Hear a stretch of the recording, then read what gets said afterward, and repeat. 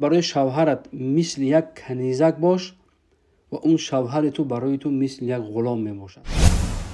همه وقت قناعتمند باش. یعنی وقتی که با شوهر زندگی میکنی همه وقت در زندگیت قناعتمند باش.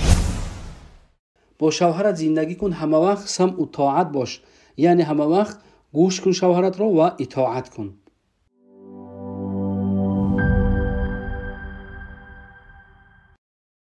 الحمد لله وحده والصلاة والسلام على من لا نبي بعده.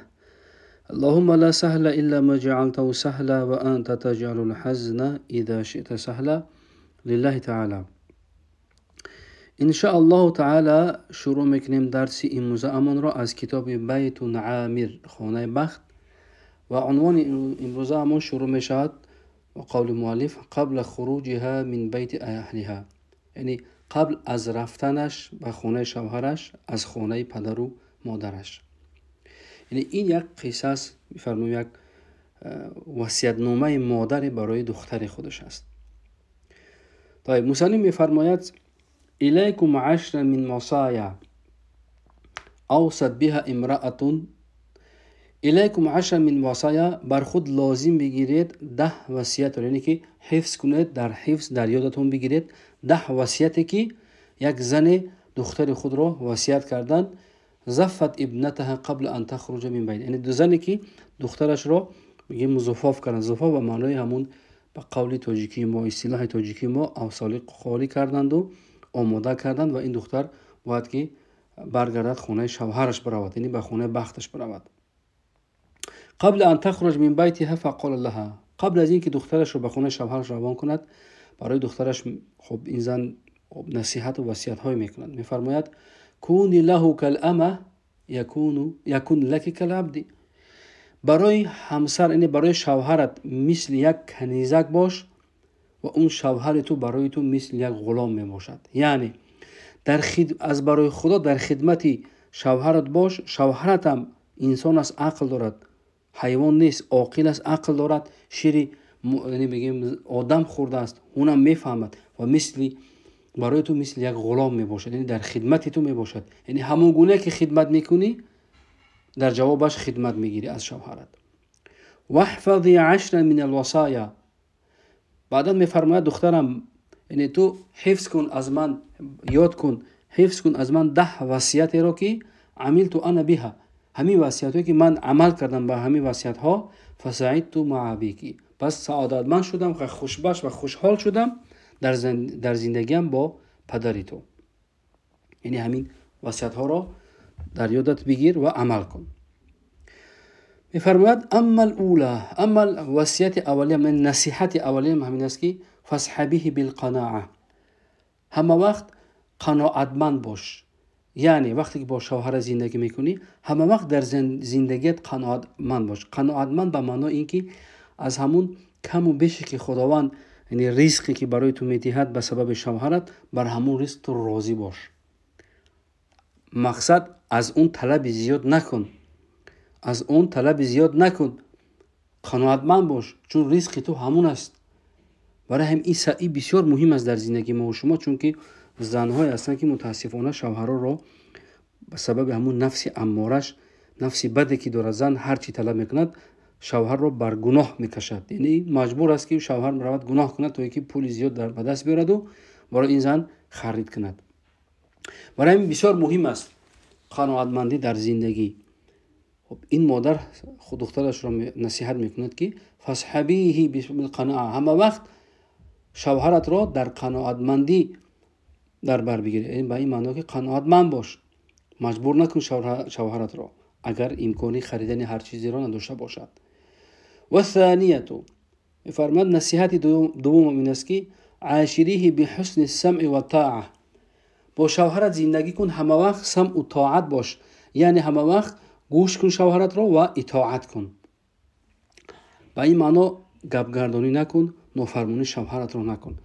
وقتی که شوهر تو را امر به کار میکند، خب معلوم است که خلاف شریعت، خلاف دین نباشد، همه وقت اون گپ را گوش کن و اطاعت کن از شوهرت، چون که شوهر هیچ وقت تو را بر گناه امر نمیکند.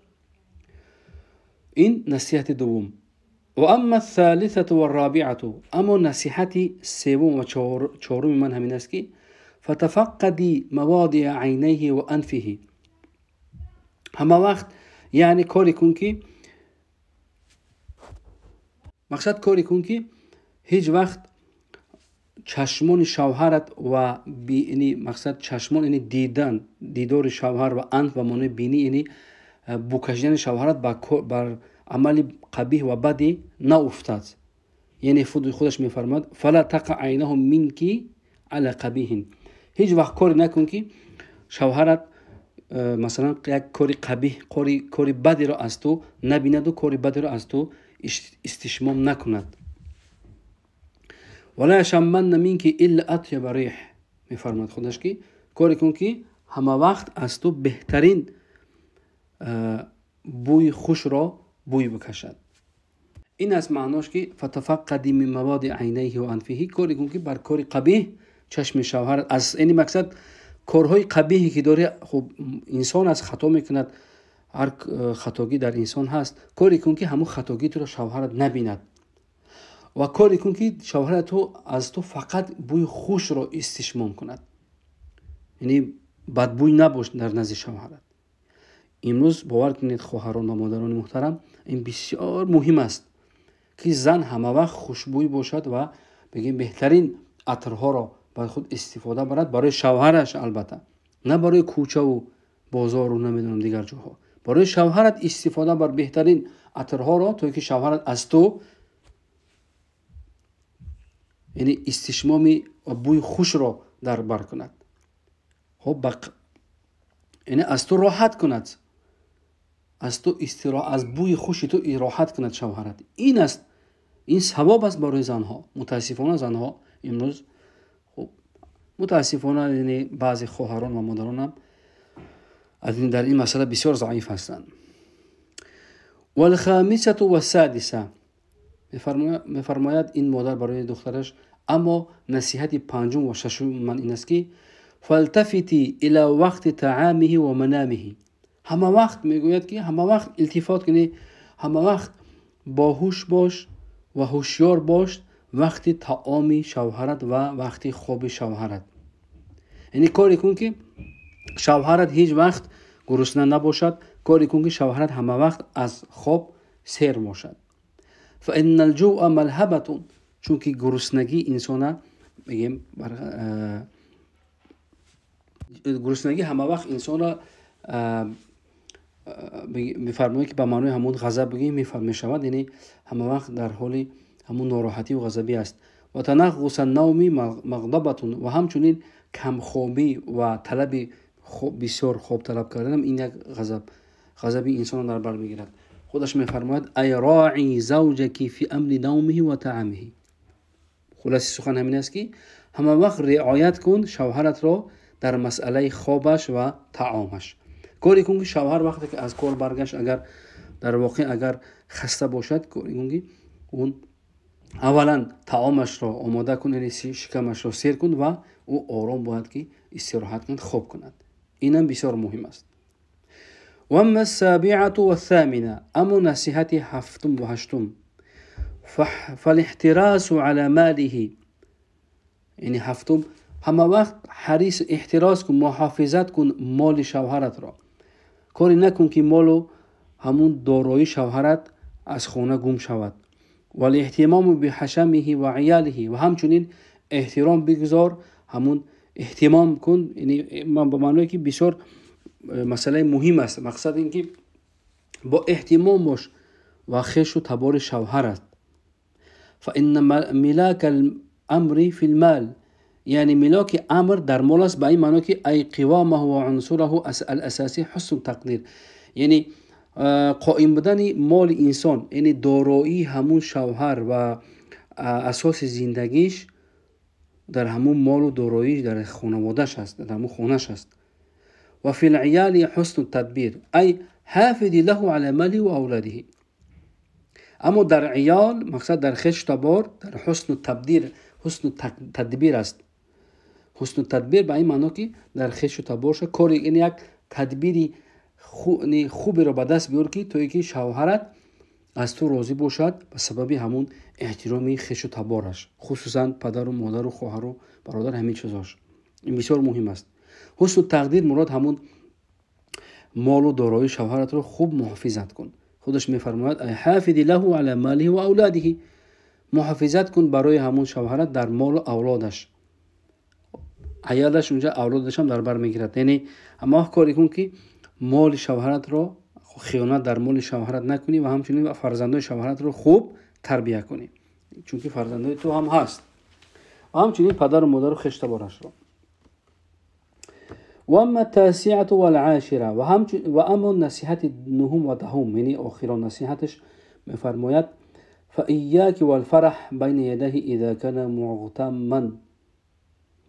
هیچ وقت میفرماید هیچ وقت خوشحالی خود را آشکار و نمایش نده وقتی که شوهرت در حالت غم و اندوه است. وقتی شوهر از کار برمیگردد به خانه می آید، خب مشکلی های زندگی است، وقتی که در غم و اندوه است، هیچ وقت خوشحال نباش تو، یعنی خنده و خوشحالی نکن وقتی که شوهرت بگیم در حال غم و اندوه است. و ایاک والاغتمام اذا كان فرحا، برعکس مسئله هیچ وقت غمگین و بفرمایم ناخوشی خودت رو بر شوهرت نشان نده وقتی که شوهرت خرسند باشد. یعنی وقتی که اون خوشحال است با شوهرت خوشحال باش، وقتی که غمگین است با شوهرت غمگین باش. واعلمی اخیرا انك لن تنال منه ما تريدين حتى تؤثری هواه على هواك و رضاه على رضاك. یعنی آخرین چیزی میفرماید این مادر برای فرزند خودش، دخترش، که میفرماید واعلمی دخترم بدان، آخرین چیزی که میگوید من برای تو میگویم، انك لن تنال، تو هیچ وقت به دست نمیاری از همون شوهرت آن چیزی رو که میخواهی تا اینکه شوهرت رو یعنی راضی نگردانی. خلاص سخن همین است.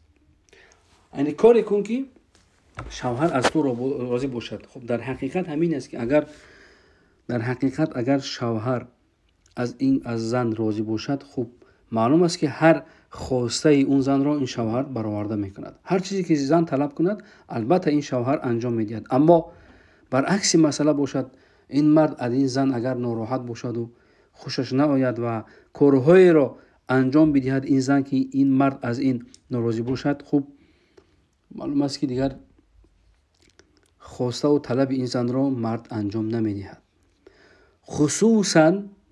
خصوصا احترامی پدر و مادر شوهر، خصوصا چون که برای زن شاید در همین درسی که در درس‌های بعدی می آید که برای زن، یعنی انشالله فکرم در درس‌های بعدی است، یعنی بهترین حق انسانیت برای زن نزد پروردگار این شوهرش است.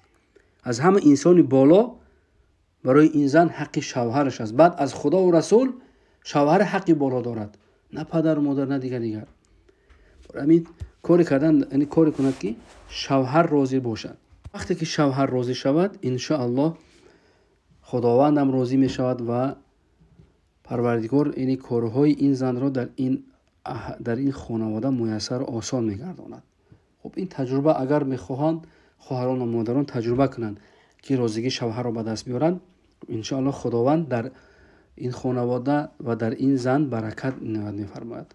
الحمدلله که ملت تاجیک ما، یعنی خصوصا مادران و خواهران ما، الحمدلله از ملت ما هستیم که این بسیار ملت یک مشرف هستیم که خصوصا زنها و خواهران بسیار شوهر خود را احترام میکنند. در اکثریت در احترام شوهر هستند. یعنی کاری میکنند که همون راضیگی شوهر را به دست بیارند. فاین مثل هذه الام فی هذا الزمان. بعدن صاحب کتاب یعنی مصنف میفرماید که مؤلف کتاب میفرماید مثل این مادر در این زمان کجاست؟ این گونه مادری که دختر خود را این گونه نصیحت کند، کجاست این مادر؟ الا من رحم ربی، مگر اینکه خداوند اگر رحم کرده باشد، شاید از میلیون زن یک زن این گونه باشد که دختر خود را این گونه وصیت کند. این نصیحتی که در اینجا آورده است 10 نصیحت، این گونه نصیحت ها کمی در کم است که مادرها دختر خود را نصیحت کنند. و این من یعمل من النساء فی هذا الزمان، میگه کجاست همون زنهایی که در این زمان ما این گونه عمل کنند، بهذه الوصایا، با این وصیت هایی که این زن برای دخترش کرد. الا من رحم الله، مگر که خداوند رحم کند، اگر رحمت کرده باشد. اگر زنی را که از میلیون زن یک زن اگر باشد، شاید و رحمت الهی هم زن باشد و هم دخترش رو این گونه نصیحت کنه. وگرنه در متاسفانه مادرها برعکس شدن.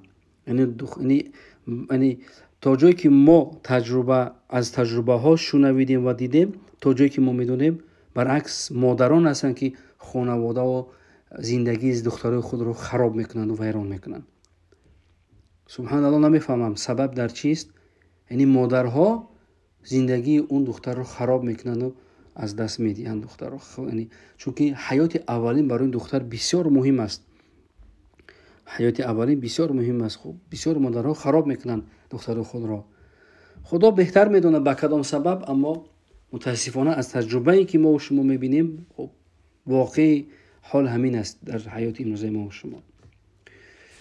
فالمرأة الصالحة هي المرأة التقية التي تؤدي الواجبات. الان نصیحت و میفرماید که این صفت زن صالح را الان وصف میکند این مؤلف. میفرماید پس زن صالحه، پس همون زنی است که همون زنی خدا ترسی است که امرهای خدا را به جا میارد و تجتنب المحرمات و از گناههای منع شده پروردگار پرهیز میکند. منع کرده پروردگار، اون گناهایی که خداوند منع کرده است، دست به گناه نمیزند این زن. و اون امور واجبات این مقصد از فرضهای الهی که خداوند امر کرده است برای زنها، اون رو انجام میدهد. تراعی حق الله تبارک و تعالی. همه وقت این زن خدا ترسی، زن صالحه، زنی هست که حق خداوند را رعایت میکند. و تراعی حق زوجها، بعد از حق پروردگار رعایت میکند حق و حقوق شوهرش را. فلا تضیع حقوقه، هیچ وقت حق شوهرش را یعنی ضایع نمیکند. این از زن صالحه و زنی با تقوا و خدا ترس. بعدا میفرماید و هذا الصنف قلیل بین النساء فی هذه الایام. این از این جمله، از این قسم زنها متاسفانه خیلی خیلی کم است در این روزهای ما و شما. خیلی کم است که زن صالحه و زن خدا ترس زنی باشد که حق خدا را که بجا آورد، بعد از این حق شوهر را باید بجا بیارد. یقول صلی الله علیه و سلم، رسول اکرم صلی الله علیه و سلم در حدیث مبارک میفرمایند لا تؤدي المرأة حق الله حتى تؤدي حق الزوج. سبحان الله. ببینید میفرماید زنی که اگر حق شوهر را اگر ادا نکرده باشد، اون زن حق خدا را ادا کردگی نیست. ببینید یعنی انجام دادن حق خداوند وابسته به انجام دادن حق شوهر است. وقتی که حق شوهر را زن به جا می آورد، گویا اینکه حق خدا را به جا آورده است. این سخن رسول اکرم صلی الله علیه و سلم است. لا تؤدي المرأة حق الله. زن هیچ وقت حق خداوند را ادا نمیکند حتی تا اینکه تؤدي حق الزوج، تا اینکه ادا کند حق شوهرش را. ببینید یعنی راضیگی خداوند که از این زن خدا راضی باشد در راضیگی شوهر است. یعنی اگر شوهر از این زن راضی باشد، خدا هم راضی می شود.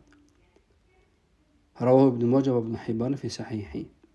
حدیث را ابن ماجه و ابن حبان در صحیحش آورده است. ببینید برای زنها رضایت خداوند را به دست آوردن چقدر آسان است، چقدر سبحان الله آسان است. فقط کاری کند که شوهر از او راضی باشد، خدا از این زن راضی می شود. و میدونید که راضیگی پروردگار از یک بنده چی معنی دارد؟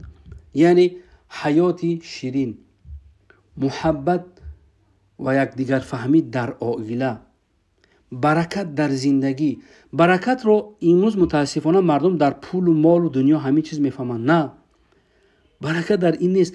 برکت در زندگی آرامی است. یعنی زندگی که اون زندگی آرام است و محبت بین زن و شوهر وجود دارد و یک دیگر فهمی بین زن و شوهر وجود دارد. این از برکت زندگی. اما در اون خانواده‌ای که خب پولدار هم باشن، یعنی بای و با دولت هم باشن، اما محبت بین زن و شوهر نباشد، اون پول و اون خانه و اون دارایی هیچ به درد نمیخورد، اون فایده ندارد. باور کنید این برکت زندگی در همین است که خداوند از این زن راضی باشد ان شاء الله. یعنی شوهر اگر راضی باشد خدا از راضی است، و خدا که راضی باشد این حیات و این زندگی یک زندگی شیرینی میگذرد که یعنی اصلا در فکرش این زن نیست. اما ببینید این وابسته به راضیگی شوهر دارد. راضیگی شوهر را به دست آوردن خب وابسته به زنها است. خب اونو بهتر میدونن چگونه به زن میارن. میفرماید و من علامات الصالحات، یکی از علامت های زن های صالح، یعنی چگونه ما فرق کنیم بین زن صالح و غیر صالح. میفرماید یکی از علامت ها و نشانه های زن صالح همین است که طاعت ازواجهن فی کل ما لیس فی معصیه، اطاعت کردن شوهرهایشون هست. اون زنهایی که اطاعت میکنن همه وقت شوهرهای خود را در هر آن امری که در اون امر معصیت خداوند نباشد. مراد اگر این شوهر زن را امر به سوی معصیت خدا گناه نکند، اگر این زن باید اطاعت از شوهر کند. این زن زنی صالح است. اذا طلع الزوج فی الصبر ضعیفا، ببینید میفرماید که اگر در خانواده‌ای که شوهر اگر در مسئله صبر کردن در زندگی اگر ضعیف و بگیم ناتوان باشد، اگر الزوجة تغلبه بالصبر علیه، سبحان الله، زن دستگیری میکند این مرد را، شوهرش را، به سبب صبر کردنش. هذا خیر لها، این عمل خیر است برای این گونه زن. یعنی میشه در زندگی مردها هستند که ضعیف و ناتوان هستند، یعنی شاید از زندگی مایوس و ناامید شوند، اما زنهای هستند که از ترس خدا اونا، یعنی از برکت که خداوند برای اونا داده است در زندگی، با سبب احترام شوهر خداوند عقل اونا رو شاید بالاتر کرده باشد، فهمش این زنها رو بالاتر کرده باشد و خدا ترسی این زن بالاتر باشد، این مرد را در زندگی دستگیری میکند. این بهتر است برای این گونه زن. خیر لها این ارادت زیادت ترقی عند الله، اگر بخواهد که نزد خداوند باز هم مرتبه و قدر و مرتبتش بالا که رود، این زن رو باید همه وقت شوهر خود رو دستگیری کنند، خصوصا در مسئله صبر و طاقت. صبر و طاقت هر نوع است.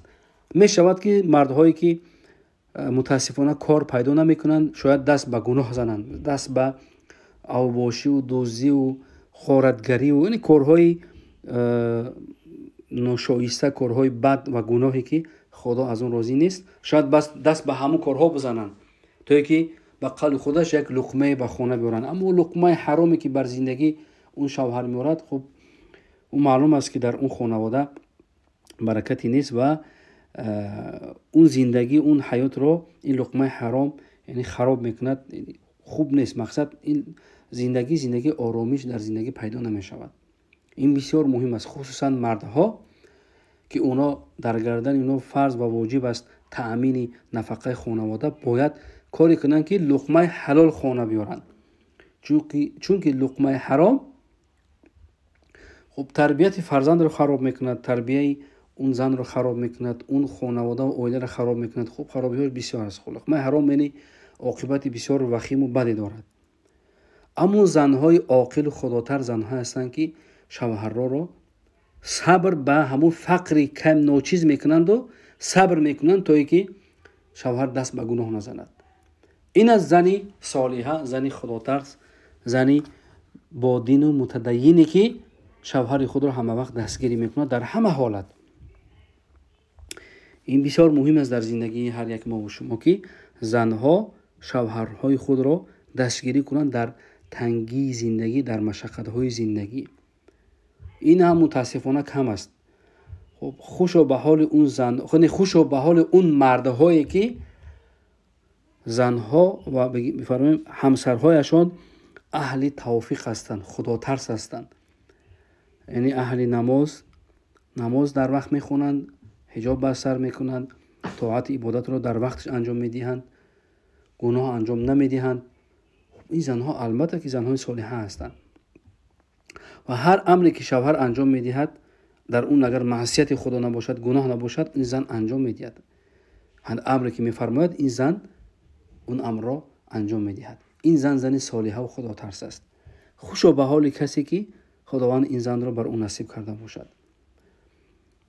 ولی ان شاء الله درس های بعدی، خب کتاب الان ما تازه این کتاب را شروع کردیم. درس های هستند که ماشاءالله بسیار یعنی نصیحت های خوبی برای زنها و مردها میکند. ان شاء الله در درس های بعدی بازم برای شما واضح تر این مسائل رو بازم میفهمونیم. خب در همین جا ان شاء الله درس امروز هم را توقف میکنیم، چون که این عنوان قبل خروجها من بیت اهلها تمام شد و ان شاء الله تعالی درس های بعدی بازم در یعنی موری دیگر و یعنی چندین عناوینی هست که ان شاء الله صحبت میکنیم از این کتابی بیت عامر، خانه بخت. بارک الله فیکم و آخر دعوانا و الحمد لله رب العالمین.